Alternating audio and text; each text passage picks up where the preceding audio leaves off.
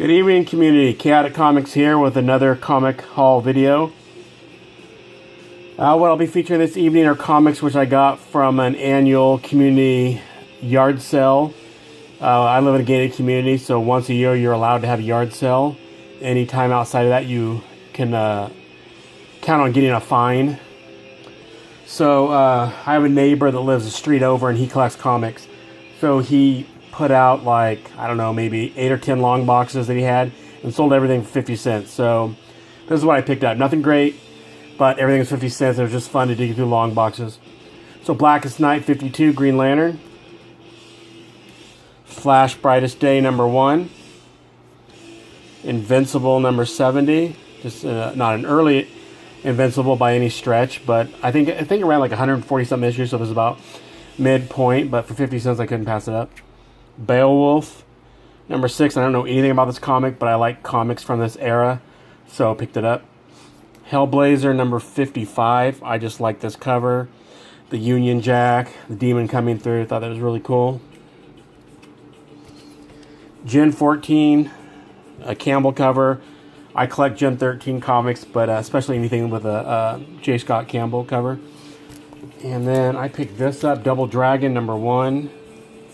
Looks like a fun read. #2, and then #3. The Flash Rebirth #5. I thought that was a really cool cover. And I think that's an A cover. I do not believe that that is a variant cover, which to me it looks like maybe it could be, but it wasn't. I don't believe it is. Correct me if I'm wrong, but I like that cover. And then I picked up X-Force #6. Thought that was a cool cover. And then this is #9.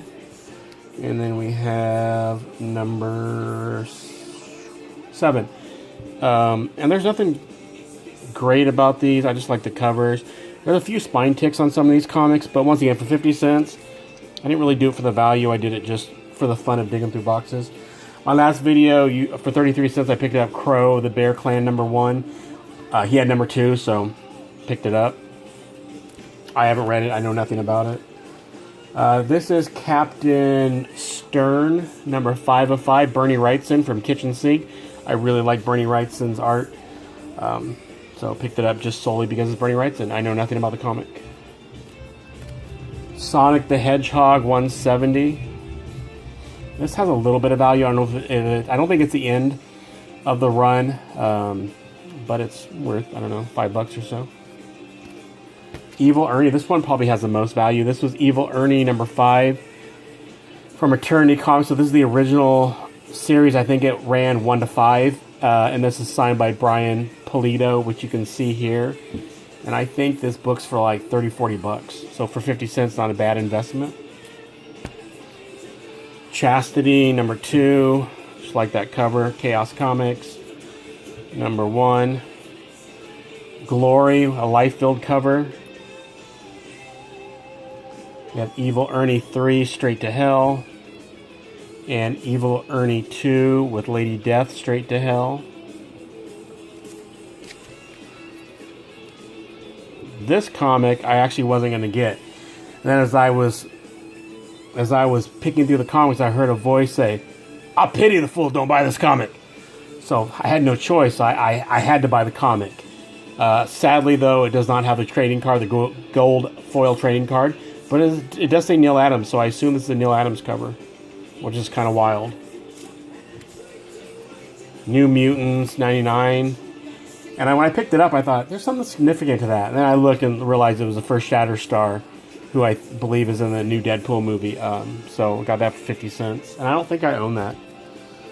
Fool Killer #8. Cool cover with Spidey. This is Batman Confidential. And I thought that this was a Sienkiewicz cover, but I'm not sure. But I like the artwork. It looks like Sienkiewicz to me. But I like that cover. Deadpool 22. And then Deadpool 19, which is the first Hit Monkey. So not bad for 50 cents to grab both of those. I think that, along with Evil Ernie and the Shatterstar, were the 4 comics that had the best value. Alpha Flight number 4. I'm just putting together an Alpha Flight run. And then 5. So pick those up whenever I get them. Or whenever I see them cheap. Warlash. This is the...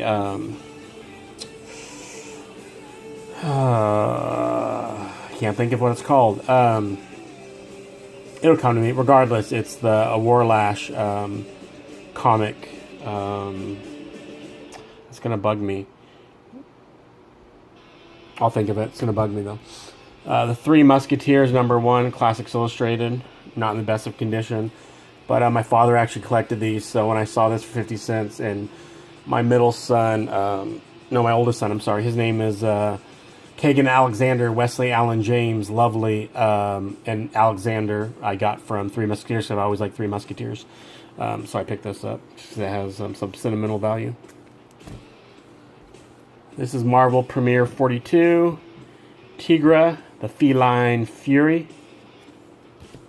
Web of Spider-Man, number 35. Batman Adventures, number 5. Deathmate, October. I just pick these Deathmates up whenever I find them. And it looks like I only have about 6 minutes left on this video, so I better hurry. And then this, I thought was kind of crazy. It's 70 years Marvel Comics frame art. So if you go page by page, it's just that. It's frame art with the border being almost like the 25th anniversary Marvel with the characters around the border. But then there's a featured character in each page. Just kind of cool. Spider-Man, I'm assuming this Spectacular Spider-Man 57. It's kind of a cool cover. Max Immortal. I really like this cover. Kind of a crazy horror cover. X-Men 300 Anniversary Spectacular. Roach Mill number 3, which I primarily got because my wife hates cockroaches. And I don't know what that says about me, that I felt the need to get it because my wife hates cockroaches, but nonetheless I did. Mighty Thor 297, no significance, but and I don't know whose signature this is, but it's Collingham in 3 different places, and this is Collingham 428.80, 421.81, and then Collingham 219.82. And I looked, that's not anyone who does the art on this or the story writing, so I don't know the significance, but I just thought it was kind of wild, so I picked it up. Infinity War number 1, and then Infinity Watch number 1, and then another Warlock Infinity Watch number 1. She and Chi-Blade number 1, Battle for Independence.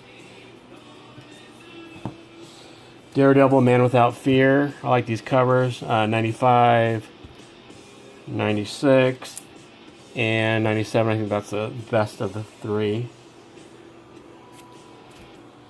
G.I. Joe number 13, or so early G.I. Joe. There's quite a few spine ticks here. But once again, for 50 cents. Number 14, number 42, number 49, and then 54, 55, and 56. Lady Death, this has terrible spine ticks, but I loved the cover, so I picked it up. Cyberforce number 1. Purgatory number 2. And then it has Purgatory and Lady Death. And this comic is it's a gatefold, and it's from the Friends of Star Reach. Within Our Reach. I like anything with Santa Claus on it. And just thought it was kind of wild that it had Spider-Man and Santa Claus. I know nothing about it. I don't know if it was promotional or what. So Elektra Assassin number 1, number 2, number 3, number 4, number 5, number 6, number 7, and number 8. So full run there of that limited series. Yosagi Yojimbo number 10, but it has Teenage Mutant Ninja Turtles. Just picked it up just solely because of that. I don't know if it's a crossover or what. Magnus Robot Fighter. I pick up these early Valiants whenever I can. 2 of the number 2s, and they had the certificates in them, the trading card and the certificate, and then 2 of the number 3s, and then 2 of the number 4s.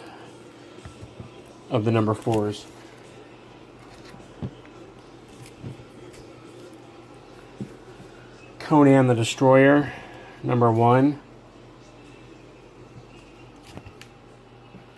Conan, I'm putting together a Conan run, so I'll pick these up whenever I see them. Cheap. Deathstroke, the Terminator, number 1, first premiere issue. Teen Titans 10, the second appearance of Deathstroke. Last Resort. Thought that was kind of a cool cover. I think Near Mint Nerd featured this. Then I saw it after the video. So a serial killer, I think, has attacked her, and she's sliced like meat. Warlord, I'm putting together Warlord run, so I picked that up. Warlord 27 and 94. And then Sleepwalker, number 1. Toxic Avenger, number 5, just a really cool cover. Cult classic movie. And finally, Web of Spider-Man, number 32, so part 4 of Kraven's Last Hunt. That's it. That's my haul. Like I said, nothing great. I'll make another video next couple days. I picked up some higher end books, but it's just kind of a fun haul. Like I said, there's nothing better than digging through boxes. Even if you don't find anything, it's better when you find stuff. But even if you don't find anything, it's just fun to look at different covers and dig through. The only thing I hate, and I'm sure everyone does, your fingers. Your fingers get awfully dirty from digging through all those boxes, especially if they sat for any length of time and the plastic starts degrading. It's never fun. All right, anyway, have a nice evening, and I'll see you next time.